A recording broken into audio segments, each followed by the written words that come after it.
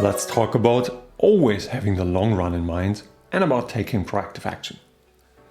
Today I'd like to share an exciting story about a Japanese tradition and how we can learn from that, especially in terms of leadership and strategic thinking. Now, would you say that cutting down 10,000 big and beautiful trees on a regular basis could be reasonable and sustainable? Especially when you consider that each of those trees needs up to 400 years to grow. So why would you be chopping those down? In fact, this is done in Japan every 20 years. Ise Jingu is one of Japan's most sacred shrines, first built more than 2,500 years ago, and it's all made of hinoki wood, which is a Japanese cypress tree. And for the building of that shrine, about 10,000 of those hinoki trees are needed. And then what happens every 20 years is that the entire shrine is torn down. And after basically destroying that shrine, it is completely rebuilt again from freshly cut timber. And then it's largely being constructed using the art of kigumi, which is a special technique of joining wood pieces together without the need of any tools or nails. Now, why would you destroy an entire shrine so often? I mean, hinoki wood can actually last hundreds of years. So there seems to be no obvious reason for that exercise, which is of course consuming a lot of time and resources. Well, the rebuild I just mentioned is actually part of the so-called Shikinen Sengu ritual. The main purpose of that ritual is twofold. First, by going through that entire reconstruction again and again, the skills and the expertise are handed over to the next generations.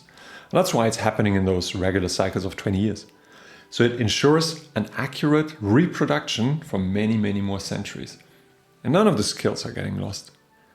The second reason is that this rebuild also symbolizes the cyclic nature of death and renewal, which is a belief rooted deeply in Shintoism. Actually, I like this fascinating story, especially the handing over of the expertise over generations. I mean, think about the Pantheon in Rome. The Pantheon is an absolute masterpiece of architecture, which was also built around 2000 years ago. And the interesting thing is that until today, it remains absolutely mysterious how they managed to make it thousands of years ago. Well, unfortunately, the Romans back then did not hand over their skills and secrets to the following generations. And this is why, to this very day, architects and historians around the world are still puzzled about the build of the Pantheon. So you see, the rebuild of the Ise Shrine is actually a really smart move by the Japanese, isn't it? But how about sustainability? I mean, isn't environmental care a major topic of our time? Let's have a look at that a little bit more in detail. In fact, after every disassemble of the Ise Shrine, the woods are completely recycled and being reused in many, many other areas, mostly for things like other shrines or building bridges, sometimes even for furniture. And through that, every freshly cut tree remains in shiny use for hundreds of years. And in some areas, it's even being used for more than 1,000 years. So I'd say we covered recycling and the long-term usage here quite nicely. Now, how about the trees? I mean, entire forests are actually cut down every 20 years. Well, the reality is, after each rebuild of the Ise Shrine, new hinoki seeds are immediately planted. It basically looks like this. In the very space where the trees for the new shrine were cut, the next beautiful trees immediately start their growth journey for a rebuild, which will then happen in maybe 400 years from now. I mean, that's what I would call a really smart just-in-time production by the Japanese. And they started that already a long, long time ago. So with this, they really ensure sustainability on top of showing some serious long-term thinking, I'd say.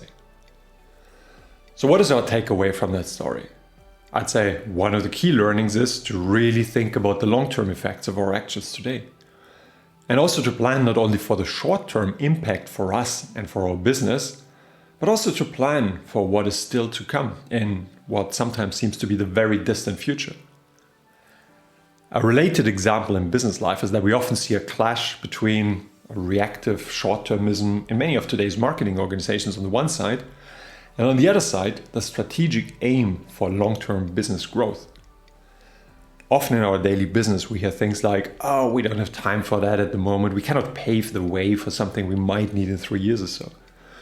Or people are saying, hey, budgets are tight at the moment, we cannot afford to invest into what might perhaps bring us some return in the future. Well, how about breaking up that narrow silo thinking? How about starting things today to be ready for what we need in a couple of years? That doesn't mean we should neglect what is on our plate short term.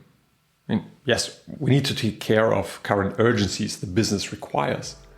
But if we miss out on planting the seeds today for the trees which we want to harness as a business in the future, well, then filling the gaps and trying to catch up in a couple of years will be much more expensive for sure. And maybe we're even losing out on a lot of opportunities altogether. Let's think about surfing for a moment, which I think fits also quite nicely here. If you want to catch a wave, you don't start the paddling only when the wave is on top of you. I mean, even if you're the strongest surfer on the planet, you will never ever catch a wave when you start the paddling just at the moment when the wave reaches you. Rather, what you do is you watch the ocean, you evaluate the condition, you prepare, and then you start the paddling with full commitment. And afterwards, you can enjoy riding the beautiful wave. And even before that, you need to make sure, of course, that you're in the right place at the right time. Let's slice it down into 3 pieces. I mean, this is what you need to do in order to be a good surfer, and we can also relate to that in the business life. So step number 3, that's the actual surfing. That's basically what you do short term. You execute and you leverage on your preparation. But before that is number 2. You need to be ready, judge the condition, and get the timing right, and then paddle with 100% commitment. And all of that only works if you completed step number 1 before, which is being in the right spot, understanding the forecast and the condition, having the appropriate equipment, and also being fully trained for the moment when the wave comes. Now, if you put all of your focus and energy only into step number 1, so the actual surfing, then you will end up being that guy swimming in the water and watching the other surfers enjoying their rides. Also, the Easy Shrine can actually be broken down into 3 steps. So number 1 is planting the seeds to be ready in 400 years. Number 2 is cutting and preparing the timber, as well as teaching the next generation about the skills and the techniques. And then there's number 3, the actual kigumi, making of the shrine. Now, what does that mean for our business life and our roles in leadership? Well, the surfer is doing steps 1, 2, and 3, one after the other usually, and then hitting repeat. It can be slightly different with the long-term beauty of the Easy Shrine and also our daily work life.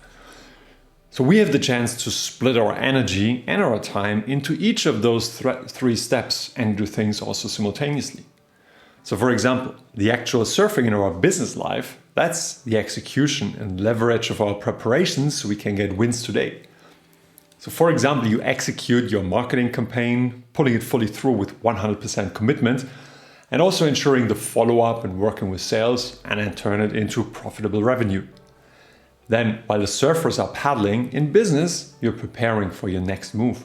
Know where your customers are, be sure about the value you create for them, and also be ready for any kind of surprises by the market or competition.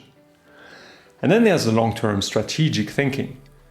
Think about the seed planting of the hinoki trees in Japan, which means you develop your future business model, you invest into the necessary resources, and you get trained for having the skills and the mindset needed for the day after tomorrow. But we should also be careful to not overthink what we sometimes have a tendency to do, I think. Yes, we should of course observe, listen, evaluate, and prepare. But the future, I would say, has hardly been predictive so far. So experimenting will also enrich everything we plan and do. I mean, even the smartest and strongest surfers sometimes paddle and will still miss a wave or 2 or even wipe out every now and then. But okay, experimental mindset is a topic for another episode. So investing our energy in a smart way into all those 3 steps today, that means we will not be the poor guy in the water watching the others surf. Instead, we will be ready and successful and will ride the business waves with a big smile on our face all the way to the beach. By the way, just coming back to the Easy Shrine in Japan, if you're honest, did you make a judgment after hearing my first 2 sentences about it?